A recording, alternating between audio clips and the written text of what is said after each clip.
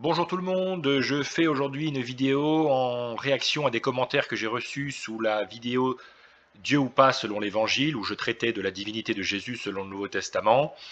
Et donc je souhaitais répondre à ces personnes qui ont présenté certains arguments, parce qu'effectivement dans le christianisme, il y a les chrétiens qui pensent que Jésus est l'incarnation de Dieu, et il y a ceux qui pensent qu'il est un être créé, et en tout cas qu'il n'est pas le Dieu de l'Ancien Testament, qu'il y a une différence entre les deux. C'est vrai que c'est pas facile de parler de la divinité de Jésus, parce qu'on parle ici de la nature de Dieu, qui est une nature mystérieuse, complexe, et qui ne cadre pas avec la nature de l'homme.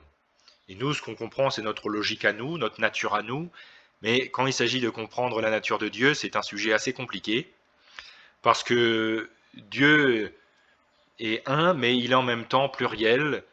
Et je sais que certains, notamment dans les commentaires, euh, on a des gens qui pensent que la notion de Trinité n'est pas biblique et qu'elle est venue au 4e ou au 5e siècle de notre ère.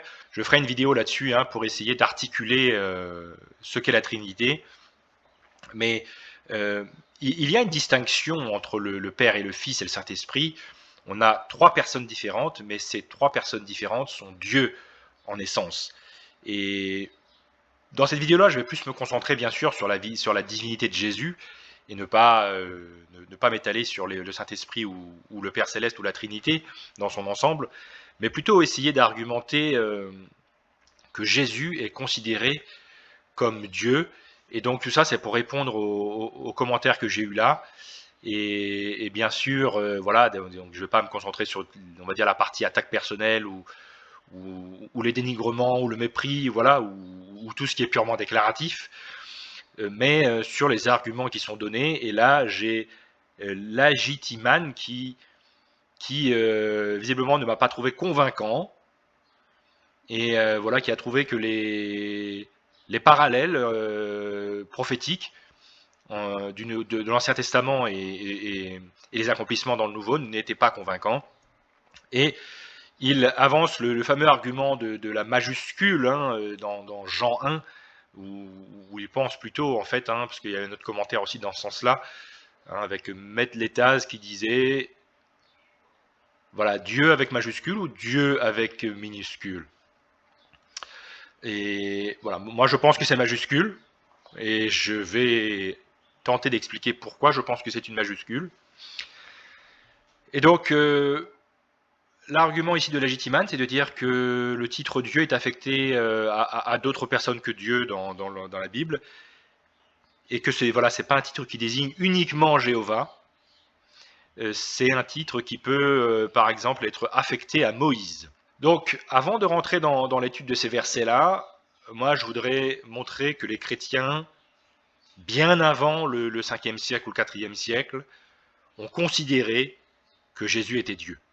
Et pas un Dieu, Dieu avec majuscule. Donc, on va aller voir un commentaire d'un chrétien primitif et on va comprendre ce qu'il croyait lui, comme beaucoup à son époque. Parce que j'avais écrit un article, que je vous renvoie à cet article-là, le premier chrétien croyait-il à la divinité de Jésus? Et on va voir que manifestement, oui. Ça, c'est à mon avis, on ne peut pas argumenter le contraire. Alors, voyons l'épître à Dionyette. Vous pouvez trouver ça sur Internet.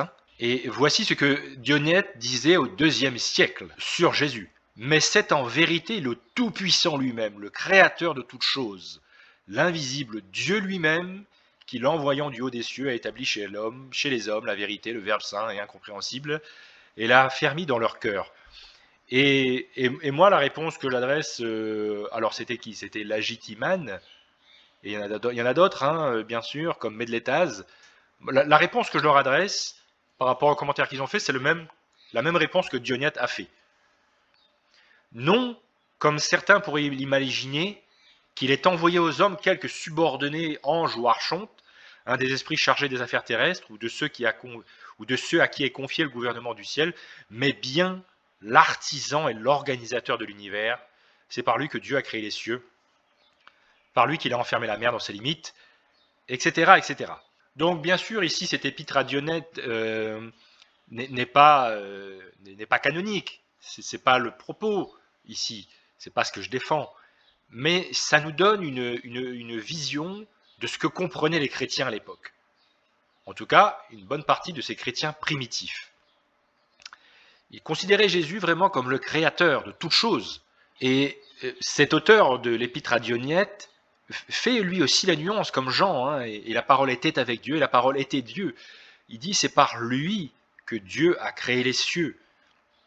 Et là, ça nous amène à la nature complexe de Dieu. Certes, à certains moments, Jésus apparaît comme le Fils de l'homme, comme un humain, et par moments, il apparaît comme le Fils de Dieu, et il y a en quelque sorte une double nature chez Jésus, qui est pleinement homme et pleinement Dieu. Et donc je sais que c'est très compliqué à comprendre, c'est ce mystère de l'incarnation, et comme je dis, j'essaierai de faire une vidéo sur la Trinité pour articuler ça, mais là je ne veux pas déborder, je veux plutôt rester sur le fait que Jésus était considéré comme Dieu.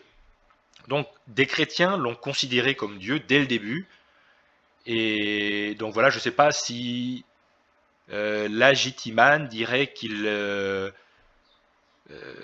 sont dans le déni, je ne sais plus, j'avais vu ça quelque part. Voilà, qu'ils tordaient les phrases, qu'ils étaient malhonnêtes ou je ne sais pas. Mais en tout cas, voilà ce que comprenaient des chrétiens au IIe siècle. Et on a aussi Pline le Jeune, un auteur et administrateur romain, né en 61 de notre ère, et qui avait envoyé une lettre à l'empereur Trajan concernant les chrétiens. Et voici ce qu'il disait. D'ailleurs, c'est-à-dire les chrétiens, affirmaient que toute leur faute ou leur erreur s'était bornée à avoir l'habitude de se réunir à jour fixe, avant le lever du soleil, et de chanter entre eux alternativement un hymne au Christ, comme à un Dieu. Et là, on voit effectivement que Jésus était considéré comme un Dieu, et non pas comme un homme ou comme un prophète ou comme un ange ou comme quelqu'un de puissant. Et je pense vraiment que j'avais montré beaucoup de versets qui montraient que les attributs de l'Éternel sont en fait les attributs de Jésus dans le Nouveau. Bon, certains rejettent ça, mais bon, je renvoie à la vidéo précédente, bien sûr, pour ne pas me répéter. Ici, on a l'archéologie aussi, avec un lieu de culte lié à des chrétiens primitifs datés en 230 de notre ère. Et donc, sur cette mosaïque, sur le sol, il est écrit Akeptus, hein, donc c'est le nom du chrétien, celui qui aime Dieu a offert la table à Dieu, Jésus-Christ. Donc, pour certaines des personnes dans les commentaires, ça paraissait complètement fou qu'un chrétien croit que Jésus est Dieu. Ça leur paraissait complètement fou. Mais en fait, c'est ce que je pense la majorité des chrétiens ont toujours cru. Et je ne me rattache pas à l'argument de la majorité, parce qu'une majorité peut avoir tort et une minorité peut avoir raison, bien sûr. Mais tout ça pour dire que le fait de considérer que Jésus est Dieu, ça semble être quelque chose de raisonnable, de courant. C'est pas quelque chose qui semble sortir de nulle part et qui n'a aucune base biblique. Donc, voilà pour la partie sur ce que pensaient des chrétiens primitifs. Et moi, je pense la même chose que ces chrétiens primitifs. Ils pensaient que Jésus était Dieu, je pense que Jésus est Dieu. Et je renvoie vraiment à la vidéo précédente, effectivement, il y a beaucoup de versets qui sont donnés, donc ceux qui sont neutres et honnêtes, eh bien, ils verront si les arguments sont tirés par les cheveux, sont mauvais, comme cette personne-là le disait. Et maintenant, sur Exode chapitre 7, par exemple. L'Éternel dit à Moïse, « Voici, je te fais Dieu pour Pharaon. » Et là, l'argument, c'est de dire, en fait, l'Éternel aurait fait de Jésus Dieu, mais sans qu'il ne soit Dieu vraiment. Moi, je pense que ça n'a rien à voir. Je pense vraiment que le verset pour Moïse ici, Moïse n'est pas... Il est rendu Dieu dans le sens où on lui donne un pouvoir momentanément devant le Pharaon, mais c'est pas la même situation que Jésus ici. Pour moi, ici, Moïse, on lui donne des pouvoirs, mais Moïse ne tiendra jamais les mêmes discours que Jésus. Il n'y aura pas autant de « je suis ».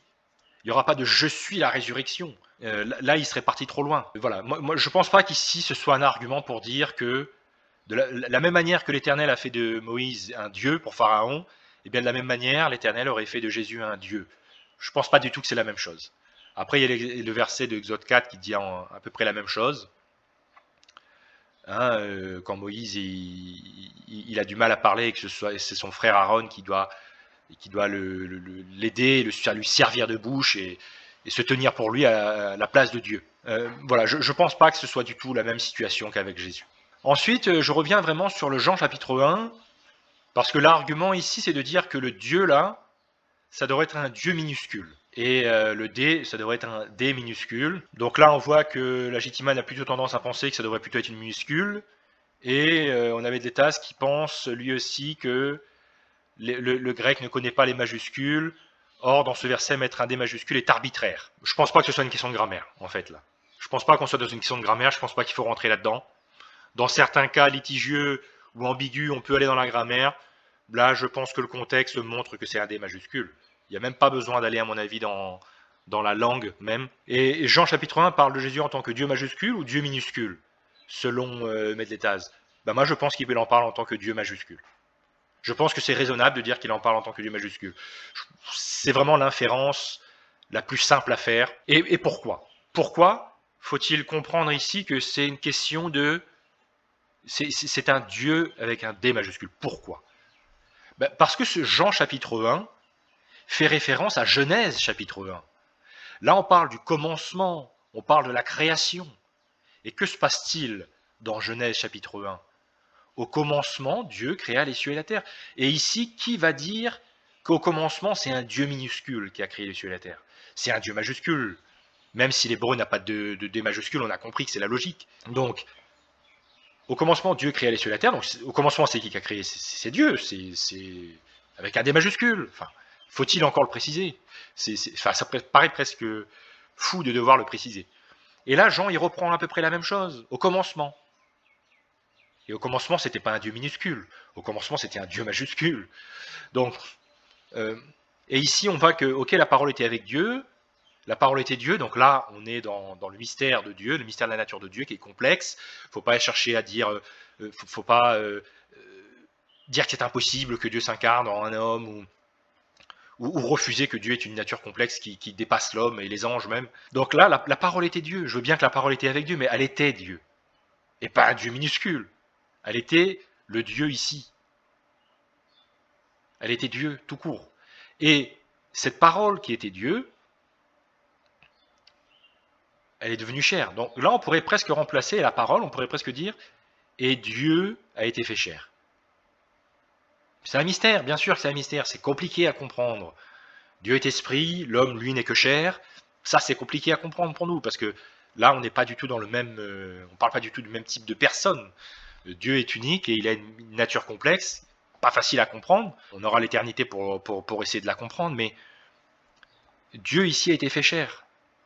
Et après, il ne faut pas se perdre dans la grammaire ou essayer de comprendre un verset de manière non naturelle. Et là, cet ordre, là, pour reprendre l'argument de la Gittiman, là, c'est vraiment tordre les versets. Hein, comme il disait. Là, c'est tordre les versets parce que ici, Dieu a été fait chair. C'est ce qu'on comprend. C'est tout simple à comprendre ça. Et là, il faut faire attention à cette notion de paradigme, cette notion de vision du monde, cette notion d'appartenance à un cadre philosophique, à un cadre d'influence qui va nous influencer à rationaliser les preuves dans le sens qu'on veut. Il faut réussir à sortir de là et ne pas se laisser avoir par le biais philosophique. Parce que là, effectivement, comprendre à partir de ce verset-là, ne pas comprendre que Jésus est Dieu, c'est parce qu'on a un cadre philosophique qui nous l'interdit, qui nous dit d'aller voir ailleurs. Là, je suis désolé, la parole était Dieu, majuscule, je l'insiste. Et visiblement, cette parole qui est Dieu a été faite chair. Donc, après, on peut essayer de dire, mais non, c'est un Dieu minuscule, c'est un être créé, c'est un ceci, c'est un cela. Oui, Moïse a été appelé Dieu, mais ça n'a rien à voir. Là. Ce qui est dit de Moïse dans Exode 7 et ce qui est dit ici dans Jean 1, c'est pas le même sujet. C'est comme quand Mélétaz après vient dire sur la lumière du monde. L'argument de la lumière du monde n'est pas valable car Jésus a dit que même les disciples devaient être une lumière pour le monde. Effectivement, Jésus a dit « Je suis la lumière du monde ».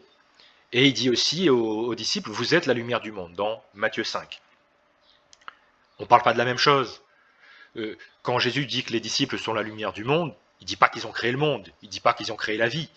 Ici, quand il est question que Dieu est la vie, que Dieu est la lumière des hommes, c'est dans le sens où Dieu donne la vie. Il est le créateur de la lumière.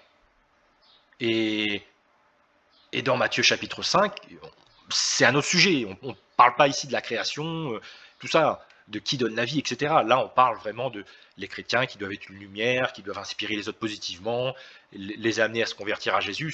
On parle pas des mêmes choses, en fait. Donc, voilà, après, je voulais aussi revenir sur Jean chapitre 5, par exemple, ou les questions de la résurrection. Ne vous étonnez pas de cela, car l'heure vient où tous ceux qui sont dans les sépulcres entendront sa voix et en sortiront. Donc ils entendront le Fils de l'homme, ils entendront Jésus, et ils en sortiront. Donc ici, la résurrection, elle est faite par Jésus. Hein, on le voit, où les morts entendront la voix du Fils de Dieu, et ceux qui l'auront entendu vivront. Donc on a Jésus ici qui fait la résurrection, c'est d'ailleurs pour ça qu'il dit « je suis la résurrection ». Moi j'ai du mal à voir Moïse dire « je suis la résurrection ». Même si Dieu l'a rendu Dieu devant Pharaon, certes, mais on est dans un autre niveau de hiérarchie, de puissance, de rang, en fait, là. Et dans Ézéchiel 37, eh bien, on a ici, c'est l'Éternel, cette fois-ci, qui fait la résurrection. J'ouvrirai vos sépulcres, ah tiens. Dans Jean 5, c'est Jésus qui fait la résurrection. Ici, c'est l'Éternel qui fait la résurrection. Et là, voilà, il faut bien comprendre, on peut substituer les mots éternel et Jésus. Et d'ailleurs, dans le nom de Jésus, hein, il y a le nom de Dieu, Yahweh. Et donc là, vous voyez, j'ai parlé et agi, dit l'Éternel. Pourtant, celui qui parle et agit au moment de la résurrection, c'est Jésus qui le fait. Donc, certains vont dire, non, c'est un parallèle abusé, exagéré. Moi, je pense que voilà, Jean chapitre 5, c'est Jésus qui fait la résurrection. Voilà, je pense que Jean chapitre 5, c'est Jésus qui fait la résurrection. Et Ézéchiel chapitre 37, c'est l'Éternel qui l'a fait.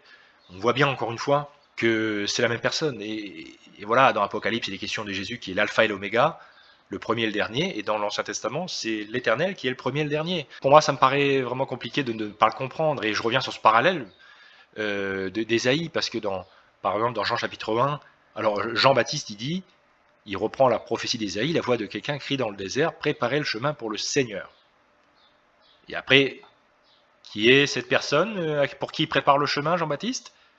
Eh bien, voici au milieu de vous se trouve quelqu'un que vous ne connaissez pas, il vient après moi, mais je ne suis pas digne de dénouer la lanière de ses sandales.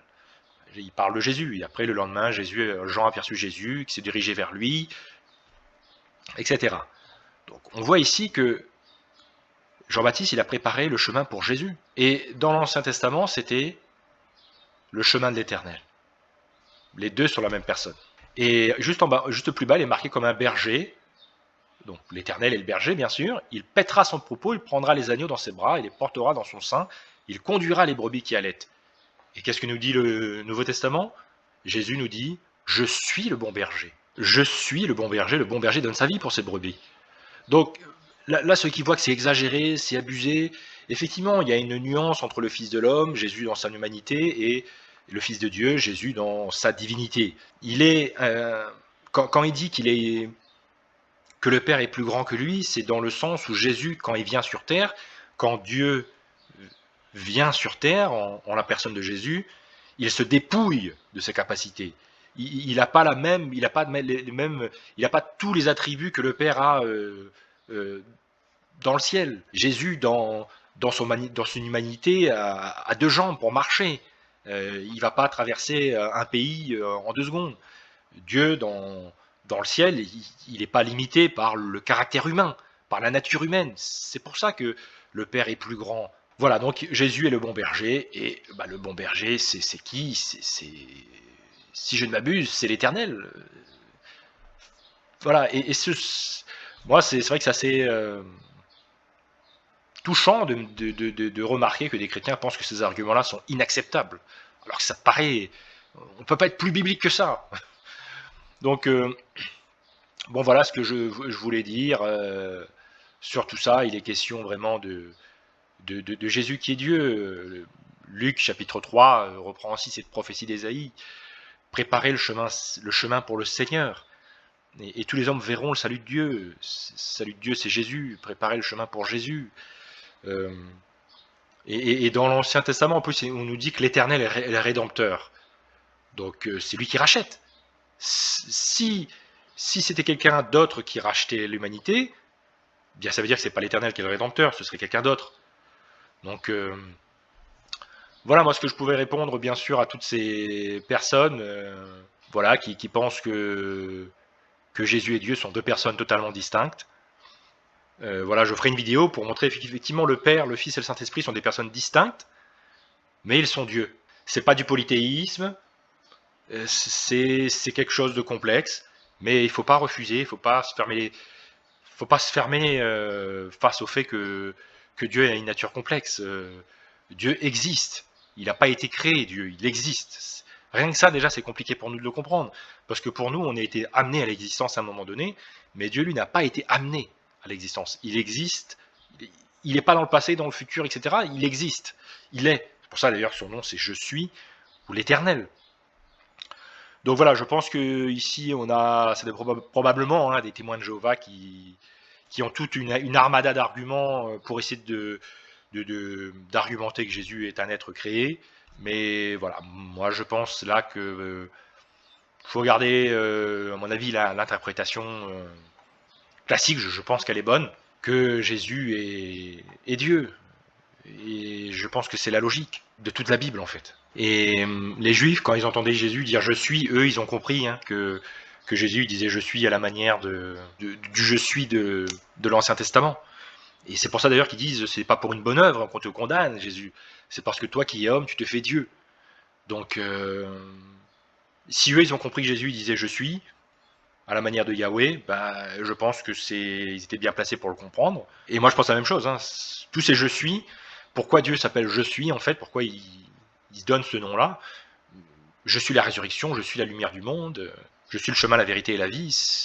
C'est parce que je suis, ça correspond à Dieu en fait. Voilà, et c'est pas j'étais, c'était pas je serai, et c'est pas j'existe, c'est je suis. Après, bien sûr, quand on passe de l'hébreu au grec, bah, évidemment, c'est pas exactement la même chose, mais dans l'essence, c'est pour parler de l'éternité de Dieu, de sa nature. Voilà ce que je pouvais dire, bien sûr, sur cette vidéo. Je vous renvoie aux articles hein, sur le sujet, hein, bien sûr, par exemple celui-là.